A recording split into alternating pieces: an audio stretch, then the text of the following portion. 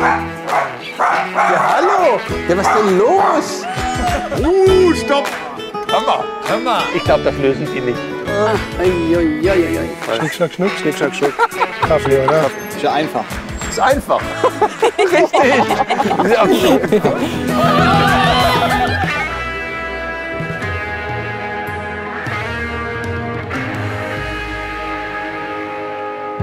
Stadt-Land-Quiz zum Thema Essen und Trinken.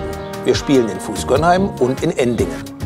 Die Ortsgemeinde Fußgönnheim liegt in der Pfalz und hat etwa 2500 Einwohner. Wahrzeichen der Stadt ist das Hallbergsche Schloss mit seiner barocken Schlosskirche. Landwirtschaft spielt in der Region schon immer eine wichtige Rolle. Davon zeugt auch das Deutsche Kartoffelmuseum, das vor über 30 Jahren in Fußgönnheim entstanden ist. Endingen liegt am Kaiserstuhl und hat etwa 10.000 Einwohner. Das historische Stadtbild ist gut erhalten und der Weinbau hat am Kaiserstuhl Tradition. Neben mehreren Winzern gibt es in Endingen auch ein Käsereimuseum, in dem Besucher einiges über die Geschichte und Herstellung von Käse lernen können. Käse und Kartoffeln allein machen den Kohl heute nicht fett. Mal sehen, wo die wahren Feinschmecker wohnen. In Fußgönnheim oder in Endingen. Hallo und herzlich willkommen bei Stadt-Land-Quiz. Hier in Fußgönnheim wird traditionell viel Gemüse angebaut. Damit sollten Sie sich hier also auskennen. Aber ob Sie auch allgemein mit kulinarischem Wissen glänzen können, das finden wir jetzt heraus. Und die ersten Mitspieler, die treffe ich auf einem Gemüsehof. Ja! Hallo, Herr Eicher! Was für Gemüse wird denn hier von Ihnen oder wurde von Ihnen produziert? Ja, unsere Hauptkultur war der Spinat und jetzt im Frühjahr der Bärlauch. Was ist Ihr bestes Bärlauchrezept? Naja, der Klassiker halt Bärlauch-Pesto. Ne? Schmeckt natürlich auch auf dem Rumsteak obendrauf statt Knoblauch. Bärlauch obendrauf, ein Butterbrot mit Bärlauch. Geht alles. Guck mal, Kulinarik-Tipps inklusive. Ja. Sind Sie auch ein Feinschmecker? Ja, so ein Rumsteak mit Bärlauch, das ist schon, ja, das hat schon was, ne? Ja, und natürlich in Fußgönnheim mit Kartoffeln auch, ne? Ja. Also, ich habe für Sie eine Frage. Und zwar haben wir hier 4 regionale Spezialitäten. Nämlich Falscher Hase, Saumagen, Gaisburger Marsch und Halver Hahn. Und in einem dieser Gerichte stecken weder Käse noch Kartoffeln. Und genau das möchten wir von Ihnen wissen. Also der Halver Hahn fällt mal weg. Das ist ein Roggenbrötchen und eine Scheibe Edamer drauf. Das ist so ein Kölner Rezept, glaube ich. Okay. Der Saumagen, da ist Kartoffel drin, auf jeden Fall. So, Falscher Hase. Ist das vielleicht so was wie das schwäbische Herrgottsbescheißerle, wo sie da, sage ich mal, jetzt das Fleisch abdecken mit Die Maultaschen. Ne? Maultaschen oder so irgendwas da in der Richtung? Und welche Vorstellung haben Sie unter Gaisburger Marsch? Also das habe ich noch nie gehört, ehrlich gesagt. Müssen wir raten. Ja. Falscher Hase. Sie nehmen den falschen Hasen, eingeloggt. Vielleicht hat der falsche Hase Sie auf die falsche Fährte geführt. Stellen wir gleich fest, nachdem wir die Mitspieler in Endingen getroffen haben. Sie sind Metzgermeister hier in Endingen in der wievielten Generation? 5. Generation, 1897 hat mein Urgroßvater das Gebäude hier gekauft. Und war das für Sie schon immer klar, dass Sie das irgendwann übernehmen werden? Überhaupt nicht. Ich wollte Skilehrer werden. Und wollte mich bei den Jetsettern bewegen. In St. Moritz und in Das Davos wollten Sie und- eigentlich machen, ja? Eigentlich, ja. Und warum haben Sie sich dann doch entschieden? Wenn keiner anderes macht, muss halt ich's machen. Das Herz hängt schon dran, ne? Vielleicht auch das. Warum arbeiten Sie gerne hier? Warum? Weil es mir Spaß macht hier. Ja. Und ich habe auch bei ihm gelernt. Ah, okay. Ich bin ja sein Lehrling. Das spricht für Sie, wenn die Azubis da bleiben. Das ist gut. Ich habe für Sie eine kulinarische Frage. In welcher Spezialität steckt weder Käse noch Kartoffel? Im falschen Hasen, im Saumagen, im Gaisburger Marsch oder im halven Hahn? Falscher Hase, logisch. Falscher Hase? Ja, logisch. Was ist denn falscher Hase? Falscher Hase ist so ein Hackbar, das will ich weiß.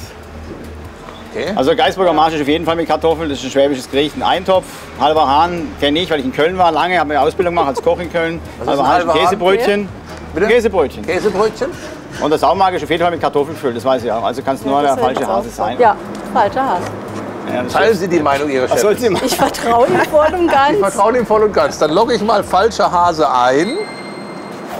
Zwischen falscher Hase und Gaisburger Marsch haben Sie überlegt. Und die richtige Antwort ist falscher Hase. Ne? Richtig. Jawohl. Okay, sehr gut.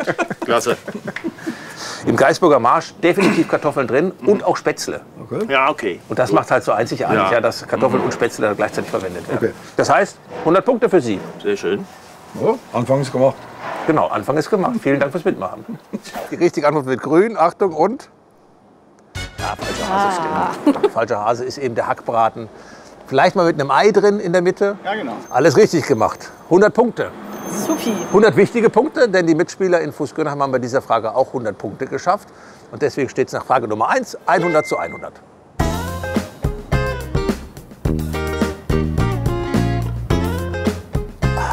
Dieser wunderbare Platz hier ist direkt am Käsereimuseum in Endingen. Hier bin ich jetzt mit den nächsten Mitspielern verabredet. Vorher genieße ich aber eine Runde Käse und schaue mir natürlich noch das Museum an.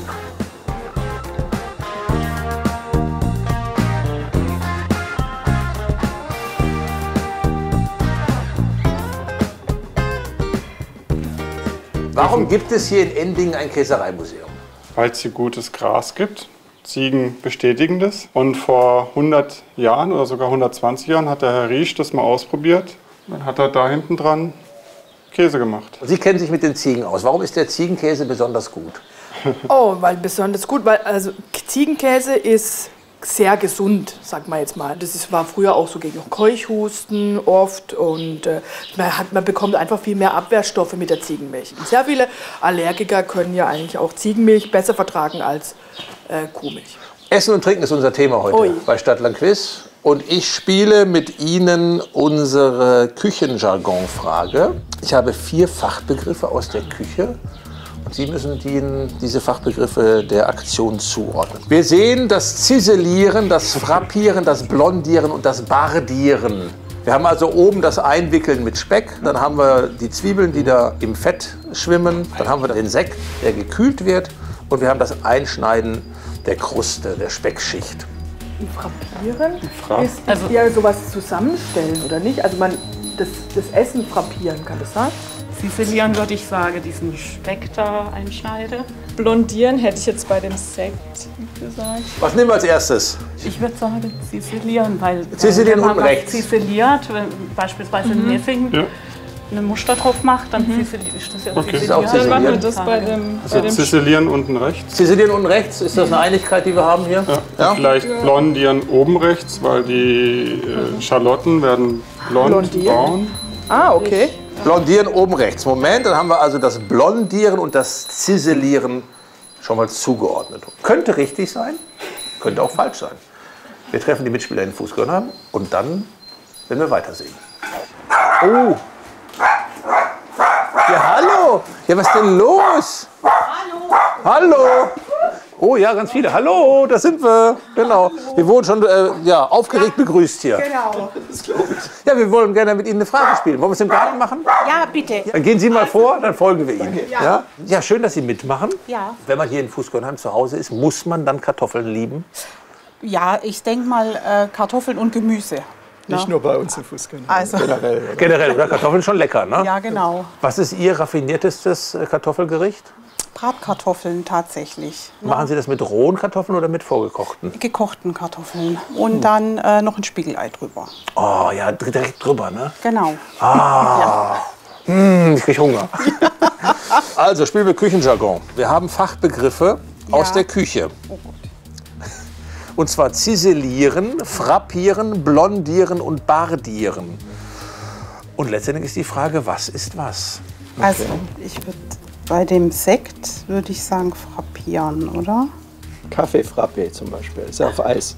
Ja, genau. Ja, Ja. siehst du? Hier. Also ne? frappieren zum Sekt. Genau, frappieren zum Sekt. Ziselieren, würde ich sagen, sind die Zwiebeln. Ja. Weil, Also vor sich hin zisselt. ja, to sizzle ist auch also brutzeln. Brutzeln lassen. Ich würde jetzt aus dem Gefühl sagen, das Fleisch mit dem Rosmarin würde Das Eingewickelte, ja. Genau, das würde ich bardieren. Wenn der Mann keinen Widerspruch einlegt, würde ich es dazuordnen. Ziselieren die Zwiebeln und blondieren dann das Fleisch, Okay, oder? ja, bin ich dabei. Ja? Sind Sie dabei? Und das Frappieren mit dem Speck? Ja, es gibt auch Wenn den, dir das was sagt, ja. Also frappieren, man das Essen so schön zusammenstellen halt irgendwie, oder? Dann machen wir das doch mit dem Frappieren, oder? beim Sollen wir es machen? Mit dem Einwickeln da. Frappieren beim links Speck. oben. Ja. Und das und die Bar, Bardieren. an der Bar hat man den Sekt. Also Ja, stimmt, das wäre ganz logisch. Bardieren für den Sekt. So machen wir es, ja? Die richtigen werden grün und 2 sind richtig, 2 sind falsch. Und Sie sehen, die richtigen sind grün. Das Bardieren ist richtig. Ja. Und das Frappieren ist richtig, aber das Ziselieren und das Blondieren nicht. Das Blondieren ist einfach, wenn man die Zwiebeln sozusagen anschwitzt, blondiert in heißem Fett, dann werden die so ein bisschen gelber, man macht sie quasi blond. Und das Ziselieren ist das Einschneiden von eher zähem Fleisch, so wie die Kruste zum Beispiel, damit das mehr Oberfläche bekommt und die Hitze besser eindringen kann. Und das Bardieren, das macht man bei Fleisch, welches dazu neigt, auszutrocknen. Ja. Und wenn es eingewickelt wird, dann bleibt die Feuchtigkeit drin, bleibt die Flüssigkeit drin und deswegen wird das mit Speck umwickelt. Ah ja. 50 genau. Punkte. Ja. Danke schön, auch mitmachen. 50 Punkte. Oh, schade. Die Gegenspieler in Fußgönheim haben bei dieser Frage ebenfalls 50 Punkte geschafft. Und deswegen steht es nach 2 gespielten Fragen jetzt 150 zu 150. Und jetzt treffe ich die beiden Mitspieler, die für Fußgönheim bis zum Ende der Sendung das Stadtbild finden müssen. Und die warten am Kartoffelmuseum auf mich.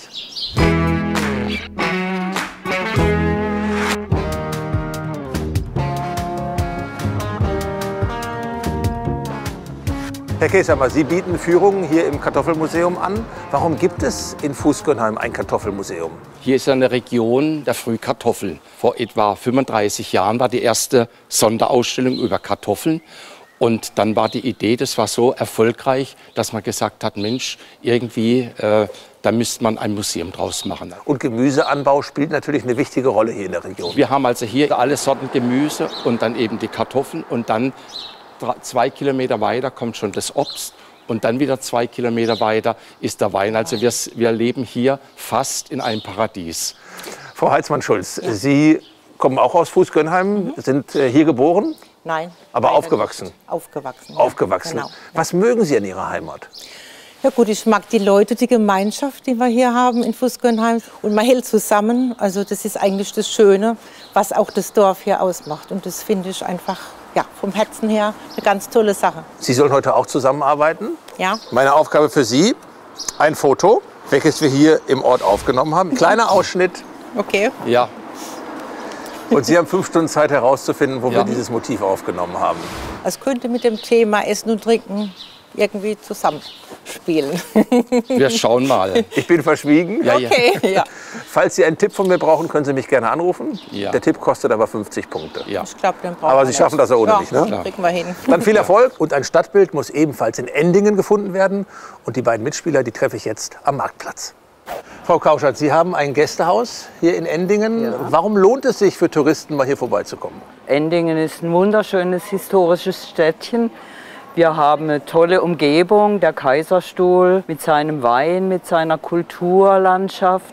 Wir haben Wandern, wir haben Radfahren und das schätzen Gäste. Also hier wird im Prinzip alles geboten. Genau. Ja. Herr Linder, Sie sind Vorsitzender der Kaiserstuhler Gästeführer. Das ist richtig, ja. Was macht denn die Region Kaiserstuhl so besonders? Die Nähe zu Frankreich, zur Schweiz und die Einflüsse von dort, was die Kulinarik angeht. Das ist was wird denn kulinarisch hier geboten? Also Wein ist bekannt, aber was sonst? Unsere berühmten Flammenkuchen, das ist natürlich auch die Nähe zum Elsass und der Einfluss der österreichischen Küche, wenn man sieht, wie viele Süßspeisen wir als Hauptgerichte haben hier in der Region. Zum Beispiel eben dieser Palatschinken, sowas Ähnliches gibt es bei uns auch. Ja. Hören Sie auf, ich kriege Hunger. Also, ich habe noch keine Zeit zum Essen. Ich habe für Sie eine Aufgabe. Bei unserem Stadtland-Quiz zum Thema Essen gibt es auch ein Foto. Sie haben 5 Stunden Zeit herauszufinden, wo wir dieses Foto gemacht haben. Toi, toi, toi. Dann machen wir uns an die Arbeit. Ja? Spätestens in 5 Stunden wieder hier. Okay. Alles klar, danke. Danke.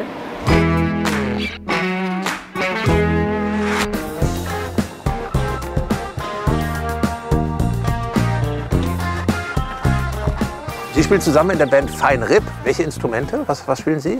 Bass spiele ich. Und ich darf nur singen, ja. Ja. Mehr kann ich nicht. In was für eine Richtung geht Fein Rip? Mundart-Rock. Ja, also wir nehmen bekannte Songs und texten die um. Also ihr seid Experten für deutsche Sprache, für deutsche Musik. Für die Pfälzer Sprache sind wir Experten. Was ist denn das Schöne an der Pfälzer Mundart? Die weiche Aussprache. Und wenn man authentisch ist, und das gibt die Sprache auch her, dann kommt man ganz schnell ins Gespräch. Zu meiner Aufgabe. Sagt euch die Band Gebrüder Blattschuss etwas? Bekannt geworden durch das Lied Kreuzberger Nächte sind lang. Okay.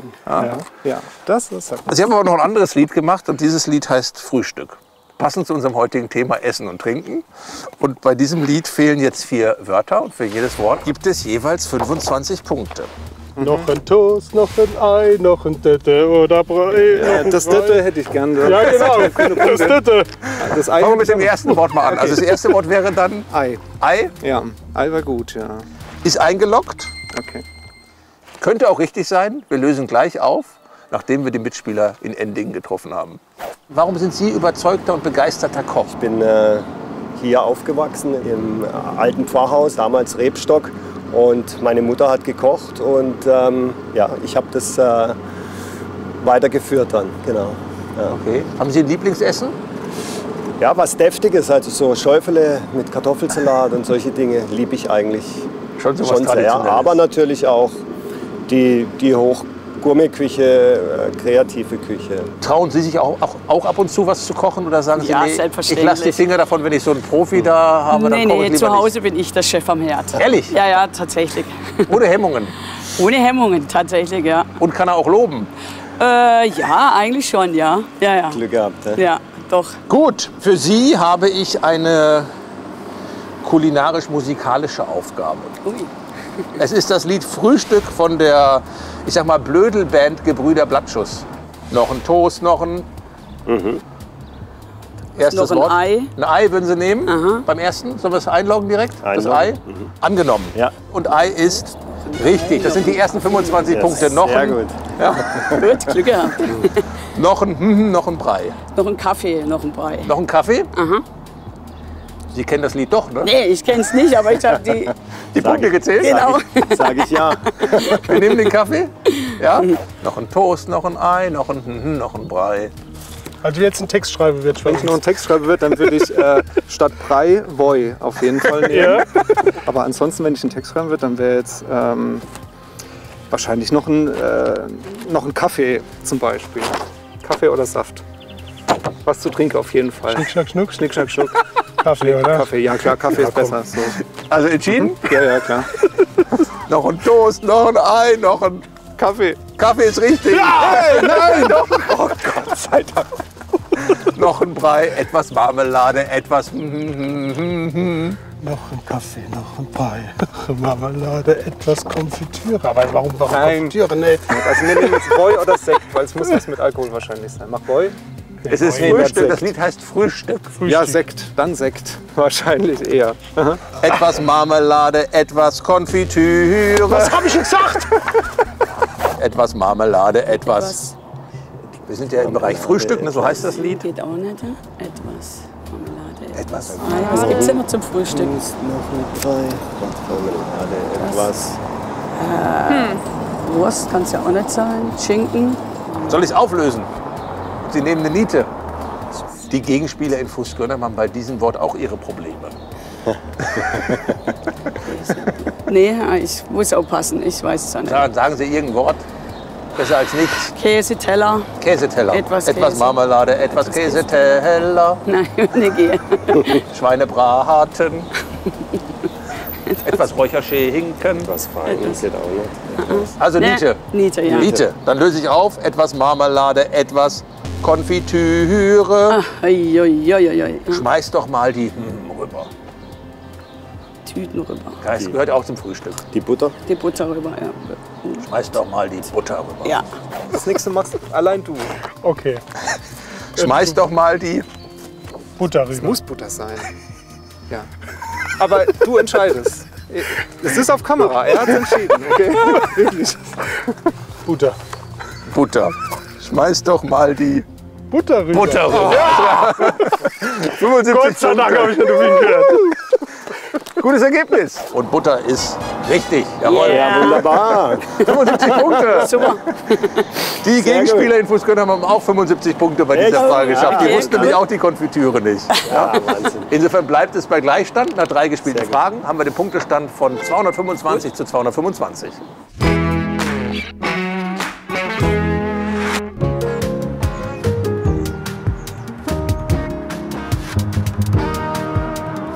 Hallo. Schön, dass Sie mitmachen. Also Freiwillige Feuerwehr gibt es hier, ne? Ja. Wie lange machen Sie es schon? Seit 36 Jahren.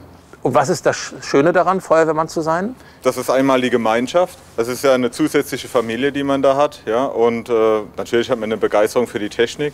Aber im Grunde lernt man dabei eigentlich vielen Menschen zu helfen und das ist eigentlich eine schöne Sache. Mhm. Und wie ist das für Sie, den Mann mit der Feuerwehr zu teilen? Ja, die habe ich halt mitgeheiratet. Ja. Und Sie wussten ja, auf was Sie sich einlassen. Ja, genau. Also passt das, okay. Ja. Was ist Ihr Job hier bei der Feuerwehr? Ja, ich bin ganz normaler Feuerwehrmann, Maschinist, so, also es ist eigentlich Allrounder. Nicht an der ersten Front, aber so im Background. Mhm. Ja. Sind Sie in der Corona-Zeit gefordert hier? Ja. In welcher Art und Weise? Wir machen zusätzliche Dienste. Also gerade heute Morgen waren wir beide auch für den Landkreis unterwegs. Wir fahren den Impfbus und dann fahren wir in verschiedene Gemeinden und dann werden die Leute dort geimpft. Gute Aktion. Ja. Prima. Bei mir geht es heute um das Thema Essen und Trinken. Für Sie habe ich 4 regionale Feste und Sie müssen zuordnen, wo diese Feste stattfinden. Wir haben die Säubrenner-Kirmes, wir haben das Filderkrautfest, wir haben den Wurstmarkt und wir haben das Zwetschgenfest. Und dann haben wir Bad Dürkheim, Bühl, Leinfelden, Echterdingen und Wittlich. Okay. Also 2 Volksfeste in Rheinland-Pfalz und 2 Volksfeste in Baden-Württemberg. Das eine ist ja eindeutig. Ja, auf jeden Fall. Also wir können auf diesem Impfbus auch Wurstmarkt drauf machen. Also dann wissen wir eigentlich, wo wir hinfahren müssen. Das ist die einfache Variante. Ja, das heißt? Also das wäre dann Bad Dürkheim, der Wurstmarkt. Bad Dürkheim zum Wurstmarkt. Da sind Sie ganz sicher? Das sind wir, glaube ich, fast sicher. Ja. Ja. Bei Gut. dem anderen wird es natürlich ein bisschen schwieriger. Ja. Also raten, oder? Ja. Ja, dann raten Sie Zwetschgen gemeinsam. haben wir Leinfelder, Echterdingen. Ja, machen wir das Zwetschgenfest, Ja. machen wir dorthin. Ja. Dann haben wir schon mal Bad Dürkheim und Leinfelden Echterdingen zugeordnet. Sie denken über die beiden anderen noch nach. Ja. Und wir treffen die Mitspieler in Endingen. Jetzt haben wir schon einen Metzger gehabt, jetzt haben wir den Bäcker hier auch noch und den Brotsommelier. Ja. Das heißt, Sie können am Geschmack erkennen, was für eine Brotsorte es ist. Ja, das auch. Und ich kann halt auch beschreiben, wie schmeckt das Brot. Man kann nicht sagen, es schmeckt nussig, schmeckt nach Honig oder solche Nuancen kann man den Leuten halt erklären. Und meistens merken sie dann selber, wenn sie dann probieren, ah ja, stimmt, aber man kommt halt einfach nicht selber auf die Gedanken. Sind Sie auch Brotfan? Großer. Ja, und jetzt in der Pandemie habe ich angefangen, auch mal selber zu backen, aber ich bekomme das nie so hin wie ein Brotsommelier oder wie der Herr Schwer. Also er hat schon tolle Sorten, die sich auch lange halten. Also so eins mit Chiasamen, dass man wirklich ein paar Tage mitnehmen kann auf dem Fahrrad und ganz toll. Gut, meine Frage für Sie ist auch eine traditionelle, kann man sagen, denn es geht um Volksfeste im Südwesten. Ich habe 2 Volksfeste aus Rheinland-Pfalz und 2 aus Baden-Württemberg. Also 2 Sachen sind schon mal ganz klar. Also Bühler Zwetschge ist bekannt. Gibt es, glaube ich, sogar eine eigene Sorte, wo es heißt Bühler Zwetschge. Ist es so? Also gehe ich davon aus, dass das Zwetschgefest nach Bühl gehört. Würden Sie zustimmen? Da bin ich ganz sicher, wenn der Herr Schwer das so sagt. Ich kenne halt nur das Filterkrautfest. Also dann machen wir Bühl zu den Zwetschgen, ja? Genau. Ja. Dann machen wir das schon mal. Und Sie kennen das Filterkrautfest? Das ist Leinfelden, Echterding. Da sind Sie auch ganz sicher? Ziemlich. Dann haben wir die beiden aus Baden-Württemberg schon zugeordnet. Aber Es fehlen noch die beiden aus Rheinland-Pfalz. Säubrenner Kirmes und Wurstmarkt. Ist ja 50-50. Ist ja 50-50, genau. Ich hätte eine Tendenz, aber ich warte mal ab. Ob Ja, lehnen Sie kommen mal aus dem Fenster lehnen mit der Ich habe Meinung. jetzt da noch gar keinen Plan. Aber Was ist denn die Tendenz? Der Wurstmarkt nach Bad Dürkheim. Okay. Und Ja. dann bleibt die Kirmes für Wittlich. Säubrenner Kirmes in Wittlich. Ja, machen wir das, machen wir Bühl zum Filterkraut und dann Wittlich zum Saugbrenner. Ja. Wir wissen es nicht, aber wir hoffen es dran. Entscheidend ist, dass Sie sich einig sind. Also Säubrenner Kirmes Wittlich, Ja. Filterkrautfest Bühl, Wurstmarkt Bad Dürkheim und Zwetschgenfest Leinfelden. Also 25% hätten wir dann 25 Punkte. Ne? Gut, dann lösen wir auf. Und richtig zugeordnet ist Bad Dürkheim. Ja. Und Wittlich, Säubrenner Kirmes. Okay. Ah, okay. 50 Punkte. Sehr gut. Und? Bingo! Alles richtig. Wow, das freut mich jetzt. Sehr gut. Also die Säubrenner Kirmes in Wittlich beruht auf einer alten Sage. Denn die Stadt wurde mal belagert von Feinden und dann wurden nachts die Tore verschlossen und der Riegel fehlte. Und dann haben sie sich entschieden, eine Rübe zu nehmen, um da eins reinzustecken, um das Tor zu verschließen. Und nachts sind die Schweine durch den Ort gelaufen, haben die Rübe aufgefressen und der Feind konnte in die Stadt kommen. Und als der Feind wieder abgezogen war, haben die Wittlicher aus Wut die Schweine verbrannt und gegessen. So ist die Säubrenner Kirmes entstanden. Ja, cool. Ne? Das Filterkrautfest ist bekannt, ne, Leinfelden-Echterdingen. Auf den Filtern, da kommt ja dieses Kraut her, dieser Spitzkohl. Genau. 50.000 kommen da jedes Jahr hin, um dieses Filterkrautfest zu feiern. Bad Dürkheimer Wurstmarkt, über die Region bekannt, war ursprünglich ein Fest zum Namenstag von Michael. Da gibt es auch die Michaeliskapelle. Und da hat sich das immer weiter ausgeweitet, wurde immer größer, war dann nachher ein Markt, wo gehandelt wurde. Und heißt Wurstmarkt, weil angeblich der Verbrauch an Würsten so riesengroß ist da. Und in Bühl, Zwetschgenfest, ne, weil eben die Zwetschge Bühl als Obstregion so bekannt gemacht hat. Prima, 100 Punkte. Die Gegenspieler in Fuß-Gönnheim haben bei dieser Frage nur 50 Punkte geschafft. Okay. Und deswegen gehen sie jetzt in Führung hier in Endingen. Denn hier haben wir jetzt 325 Punkte und in Fuß-Gönnheim sind wir bei 275 Punkten. Und wir schauen jetzt mal, wie die Stadtbildsuche in Fuß-Gönnheim bislang gelaufen ist. Wir machen mal noch einen kurzen Abstecher in den Schlosshof. Also wir haben schon eine Vermutung, aber das müssen wir dann noch mal genau prüfen. Mhm.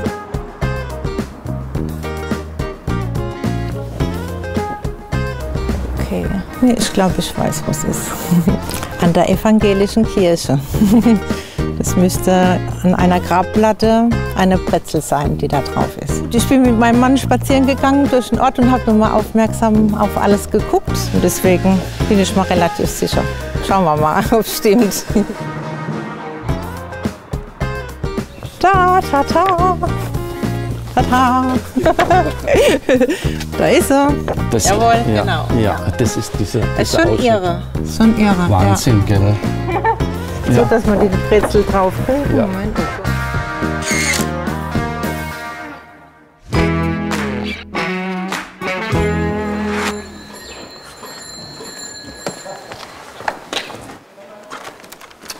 Hallo, guten Tag. Herr Müller, guten Tag, Frau Müller. Schöner Laden hier. Schöne Ecke, die Sie haben. Ja, ein sehr altes Haus. Ja. Grundmauern aus dem Mittelalter. Ja. Was wir als Ruine erworben haben und mit viel Eigenarbeit restauriert haben. Steht natürlich unter Denkmalschutz. Mhm. Und warum hat Sie das gereizt, so ein Haus zu haben? Es war der Zeitpunkt, als ich nicht mehr berufstätig war, fühlte mich aber durchaus noch fit für eine anspruchsvolle Aufgabe. Und Ihre Frau hat gesagt, ja, ist gut, wenn der Kerl was zu tun hat. Das sage ich Ihnen. Und was verkaufen Sie in Ihrem Lädeli? Ich verkaufe hauptsächlich Geschenkartikel für Musikfreunde. Mhm. Also Tassen, Briefpapier, überall, wo Noten oder was Musikalisches drauf sein könnte. Weil Sie selbst Das hab- musikalisch sind? Ja, durchaus. Also, für Sie habe ich 4 Behauptungen zum Thema Essen und Trinken, die entweder stimmen oder nicht. Ja. Und Sie beraten sich untereinander, Ja. ob das nur eine Behauptung ist oder ob das die Wahrheit ist. Erste Behauptung. Die Extrawurst ist eine österreichische Brühwurstsorte. Die Extrawurst ist zwar österreichisch, aber keine Brühwurstsorte, glaube ich. Doch, ich bin für Brühwurst. Ja? Ja. Ich sag ja. Eingeloggt? Also Sie sind sich da relativ sicher, dass das eine Wurst in Österreich ist. Wir werden das gleich auflösen. Erstmal wollen wir die Mitspieler in Fuß-Gönnheim kennenlernen. Und ihr seid alle in der Fußballakademie aktiv? Ja. Wer kann da vorbeikommen und mitmachen? Das ist jetzt nicht nur für die Kleinen oder für die Jugendlichen, auch für die Älteren, die sich fit machen wollen, für die Profis. Wir haben auch hier Drittligaspieler, Regionalligaspieler, Aktive. Also wir bieten eigentlich ein großes Paket an. Okay, was kann ich bei Ihnen lernen, wenn ich als Fußballer komme? Was ist Ihr Spezialgebiet? Ja, eigentlich deckt jeder Trainer alles ab. Mal ist es nur Passspiel, mal ist es Dribbling, mal ist es Torschuss. Ja. Dementsprechend trainieren wir alle Schwerpunkte, aber in Absprache mit den Jungs dann eben individuell pro Trainingseinheit mal den Schwerpunkt, mal den Schwerpunkt. Ja. Okay, aber Torschussexperte ist er, ne? Ja gut, ich war früher der Stürmer, wo die Tore gemacht hat. Das habe ich direkt das stimmt erkannt. natürlich. Aber ich bin auch Trainer. Wir haben auch alle die Lizenzierung, B-Schein mindestens. Okay. Ich bin aber auch für den pädagogischen Bereich zuständig. Man muss ihnen auch andere Sachen mit auf den Weg geben, dass man vielleicht dann doch die Schule weitermacht oder Ausbildung oder wenn es Probleme gibt daheim. Essen und Trinken ist heute unser Thema. Und dazu habe ich jetzt 4 Behauptungen, die entweder stimmen oder nicht. Erste Behauptung. Die Extrawurst ist eine österreichische Brühwurstsorte. Also ich habe das noch nie gehört, wenn wir Skifahrer waren oder irgendwas. Ich würde eher Nein sagen. Ja. Nein. Nein? Nein. Eindeutige Meinung, nein, das kann ja nicht sein. Richtige Antwort ist allerdings ja. Es gibt die Brühwurstsorte Extrawurst in Österreich, ist so ein bisschen wie die Leona. Bei uns die Extrawurst immer nur die Sonderwünsche beim Essen, aber in Österreich gibt es die Extrawurst wirklich. Nächste Behauptung. Etwa die Hälfte der Weltbevölkerung benutzt zum Essen Messer und Gabel. Es gibt so knapp 1,4 Milliarden Menschen in Afrika. Ja, ob die alle Messer und Gabel haben und so weiter. In China sind auch sehr viele, ne? Wo vielleicht nicht mit Messer und Gabel. Die Hälfte der Weltbevölkerung. Ist mit Messer und Gabel, behaupten wir. Ich würde sagen nein. Ich würde auch sagen nein. Dann nein. Ja. Die Chinesen tun das nicht, die Japaner tun das nicht. In Afrika auch nicht. Also ich würde sagen nein. Nein? Weniger. Sind Sie sich einig? Sie sagen nein. Richtige Antwort ist nein. Also. Ein Sechstel. Ja. Ein Sechstel der Weltbevölkerung isst mit Messer und Gabel. Ja. Ein Drittel isst dann mit Stäbchen. Ja. Und die Hälfte, die noch übrig bleibt, Mit die isst Händen. mit den Fingern. Ja. Gut, nächste Behauptung. Spargel hat einen höheren Wasseranteil als Salatgurken. Ich würde sagen ja. Spargel hat einen sehr hohen Also Wasseranteil. Spargel entwässert sehr stark, das weiß ich aber. Spargel hat einen höheren Wasseranteil. Sie sagen ja. Ja. Könnte sein. Ist ja nicht so, dass wir hier im Spargel Ja, ich sind, wollte ne? gerade Und aber wir das keinen könnte, Spargel könnte schon essen, sein. ne? Ich glaube, das könnte schon sein. Ich sag Gurke. Gurke hat mehr, würden Sie sagen. Mhm. Müsst ihr einigen. Ja. Ich würde ja sagen. Überstimmt. Überstimmt? Ja. Ja. Richtige Antwort ist nein. Ist doch nicht immer gut, auf die anderen zu hören. Ne? Salatgurke ist so 95 bis 97% Wasser und Spargel hat so 93%. Also eine enge Kiste. Ja. Aber beides sehr viel Wasser, beides sehr kalorienarm, deswegen gerne benutzt zum Abnehmen. Letzte Behauptung. Die Pizza Margherita wurde nach Königin Margherita und der Caesar Salad nach Julius Caesar benannt. Schöne Behauptung, ne? Ich würde sagen nein. Ich auch. Nein. Sie sagen nein? Könnte ich auch nur raten. Also ich sag mal ja. Ja. Einigkeit, das ist immer gut. Ja. Auch für nach dem Spiel ist es wichtig, dass Sie sich Auf einig jeden sind. Fall, Ja. muss man dran denken. Gut, Sie sagen beide ja. Richtige Antwort ist Nein. nein. Die Pizza Margherita wurde zwar nach der Königin benannt, nach der Königin Margherita von Italien. Ja. Als die Neapel besucht hat, wurden ihr 3 verschiedene Pizzen angeboten. Und die sie am liebsten gegessen hat, war die mit den italienischen Farben. Basilikum für grün, Tomate für rot und Mozzarella für weiß. Und danach wollten die Italiener unbedingt auch Pizza Margherita essen. Also das war der Beginn des Siegeszuges. Und der Caesar Salad hat aber mit Julius Caesar nichts zu tun, sondern mit einem Italiener, der sein Restaurant an der mexikanischen Grenze hat zu den USA. Ja. Der hieß mit Vornamen Cesare. Ja. Und die Amerikaner haben den gerne besucht am Independence Day. Ja. Und dann war es mal so, dass so viele kamen, dass er nicht genug in der Küche hatte, um alle zu versorgen. Und hat dann aus den Zutaten, die noch da waren, was Neues kreiert. Und das war der Caesar Salad, so ist der entstanden. Und seitdem ist er ebenfalls sehr beliebt. Also dafür keine Punkte. Alles klar. Was gelernt. Das heißt, halbe Punktzahl, 50 Punkte. Genauso viel wie die Gegenspieler in Fußgönheim. Die haben auch 50 Punkte geschafft. Gut, super zufrieden. Können Sie sehr zufrieden mit sein, denn insgesamt haben Sie jetzt hier in Endingen 375 Punkte erspielt. Und in Fußgönheim sind wir bei 325 Punkten. Und jetzt schauen wir mal, wie hier in Endingen bislang die Stadtbildsuche gelaufen ist.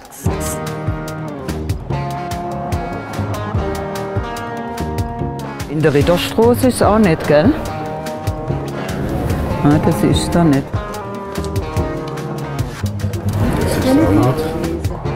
Schau mal das Bild an. Beide vorne, oder? Nein. Nee, kann ja das nicht lesen. Eine Salzbrezel ist da oben. Ja, wo? Jetzt bin ich echt auf dem Schlauch. Das ist nicht.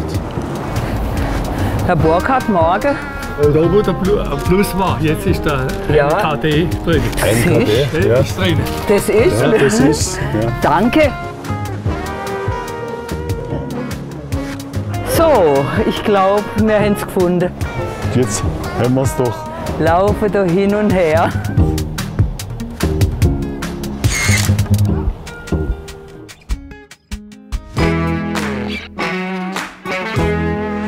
Mir wurde verraten, dass Sie der Kerwe-Pfarrer sind.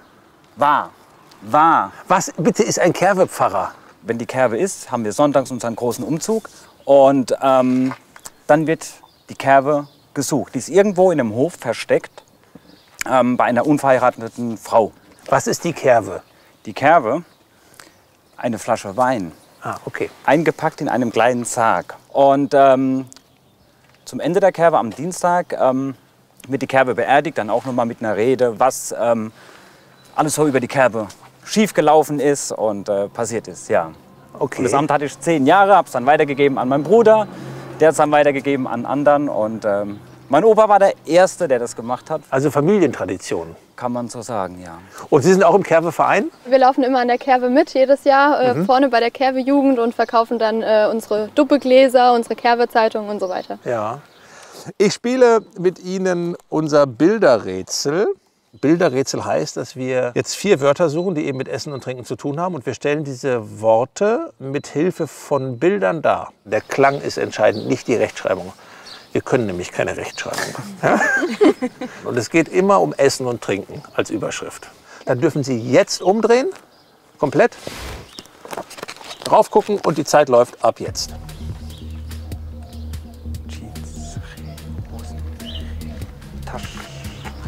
Das ist der Po. Ja. Daneben ist das Porree. Stopp! Porree. Stopp! Ja, genau. Einfach laut Po und Reh-Porree. Ja. Oder auch Lauch. Ne? Okay. Bitte das nächste aufdecken. Weiter geht's. So, Wassermelone. Hey, er ist drin im Spiel. Genau. Wasser, Ärmel und die Bohne ohne B, Wassermelone. Okay. Ah ja, okay. Bitte wieder aufdecken. Weiter geht's. So. Er weiß es schon, ne? Ja. Ja, dann sag doch. Artischocke. Richtig. Der Arm ohne M, der Tisch und die Hocke Artischocke. Ja. Sehr gut. Nächstes bitte. Charlotte. Hey! Jawohl! Das waren noch 32 Sekunden über. Der Schalotter von die Charlotte. Alles richtig gemacht. 100 Punkte. Super. Dankeschön. Danke auch. Ja, landschaftlich einmalig, wie Sie hier leben auf Ihrem Weingut. Und Demeter-Wein heißt, dass Sie überhaupt keine Pestizide einsetzen?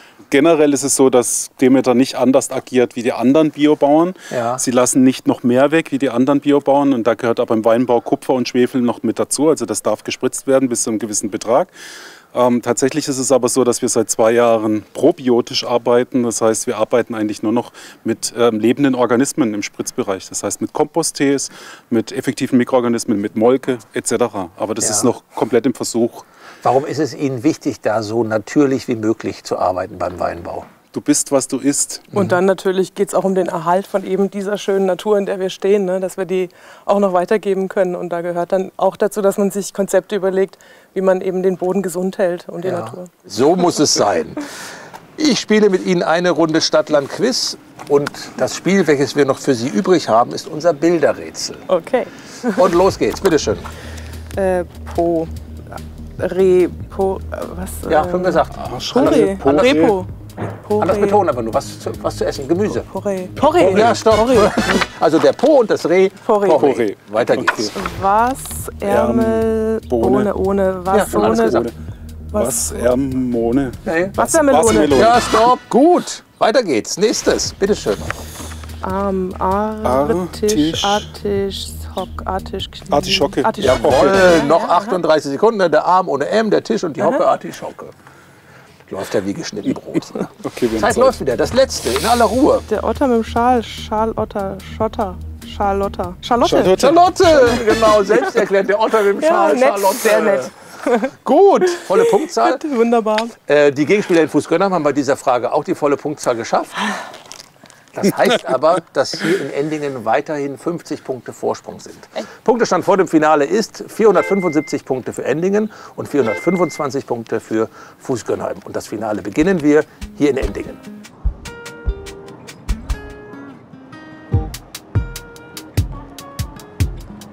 Ja, ich bin gespannt auf das Selfie, was Sie gemacht haben, als Beweis, dass Sie die Stelle entdeckt haben. Ja. Ja. Genau, wunderbar. Wenn es denn jetzt hier bei mir auch auftaucht, und da sehen Sie, dass es genau das Gebäude ist, was Sie auch fotografiert haben. Die ersten 200 Punkte für Sie im Finale. Und wir wollen natürlich auch in Fußgönnheim beweisen, dass das Stadtbild gefunden wurde. Und ich würde gerne das Selfie sehen. Ja. Da sehen wir Sie beide. Sie glauben, dass es diese Brezel ist. Ja. Und die haben Sie wo gefunden oder wo ist die? An der protestantischen Kirche. Genau. Dann müsste die protestantische Kirche jetzt ja hier bei mir auch auftauchen. War uns klar. Gut. Das sind die ersten 200 Punkte im Finale. Schön. Gut. Und jetzt können Sie noch mal 200 Punkte oben drauf packen. In der Schnellraterunde. 10 Fragen habe ich für Sie. Und jede richtige Antwort gibt 20 Punkte.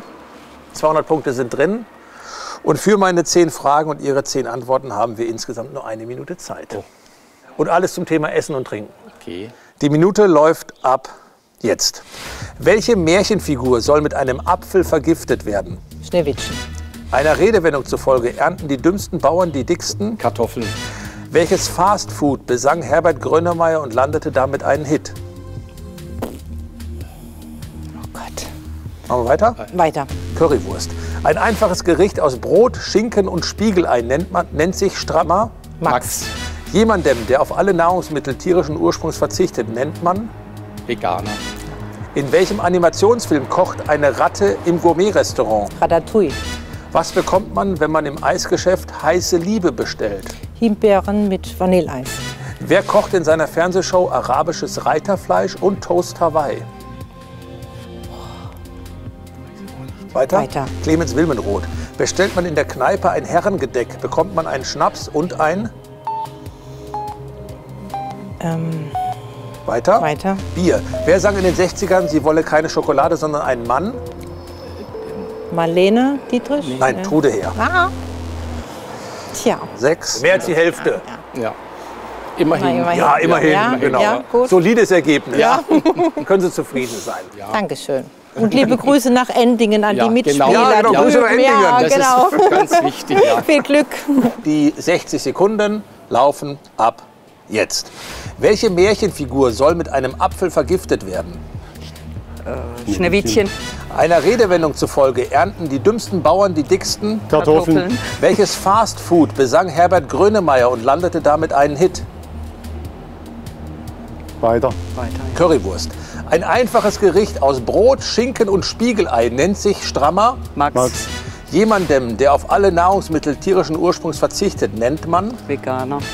In welchem Animationsfilm kocht eine Ratte im Gourmet-Restaurant? Mal weiter? Ratatouille. Was bekommt man, wenn man im Eisgeschäft heiße Liebe bestellt?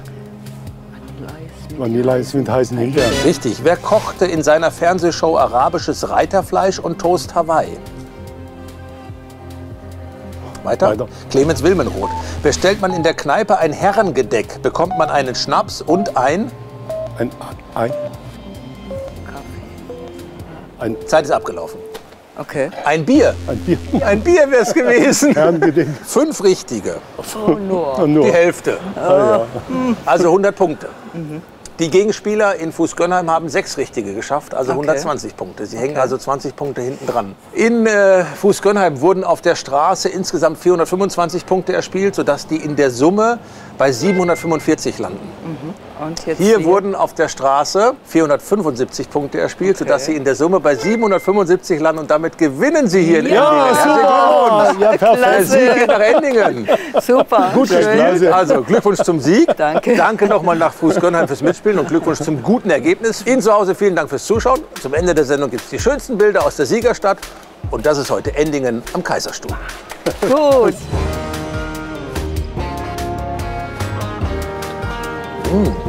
Der ist schon mal gut. Ja, wunderbar. 75 Punkte. Super. Charlotte, genau. Bingo. Alles richtig. Er mag mich nicht. Ja, super. Ja, perfekt. Klasse.